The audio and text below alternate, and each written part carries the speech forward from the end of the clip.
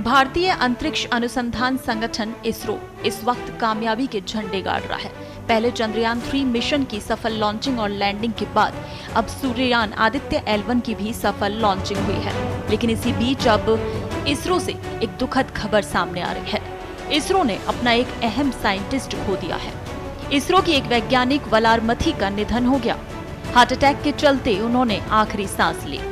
आपको बता दें कि वलारमथी श्रीहरिकोटा में रॉकेट लॉन्च की उल्टी गिनती में अपनी आवाज देती थी और उन्होंने हाल ही में आखिरी बार उल्टी गिनती तीसरे चंद्र मिशन चंद्रयान 3 के प्रक्षेपण के दौरान दी। चंद्रयान 3 को 14 जुलाई को श्रीहरिकोटा के सतीश धवन अंतरिक्ष केंद्र से लॉन्च किया गया।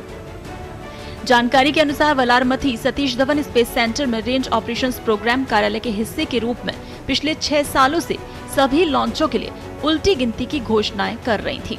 हालांकि वो पिछले कुछ समय से बीमार थी। उन्होंने 50 वर्ष की उम्र में चेन्नई के एक निजी अस्पताल में आखिरी सांस ली है। यानी काउंटडाउन को आवाज जो दी गई थी पिछले दिनों चंद्रयान 3 के सफल प्रक्षेपण के दौरान, वो आवाज अब शांत हो गई है।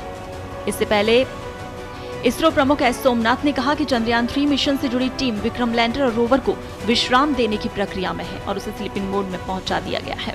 इसरो प्रमुख ने भारत के महत्वाकांक्षी प्रोजेक्ट आदित्य L1 को सफलतापूर्वक पृथ्वी की इच्छित कक्षा में स्थापित किए जाने के बाद श्रीहरिकोटा में इसरो वैज्ञानिकों को संबोधित करते हुए कहा कि हम दोनों को विश्राम देने की प्रक्रिया पर काम कर रहे हैं। इसरो प्रमुख ने कहा, लैंडर के भीतर रखकर भेजे गए रोवर ने सफलतापूर्वक चंद्रमा की सतह पर कदम रखने के बाद 100 मीटर तक चहलकदमी की है।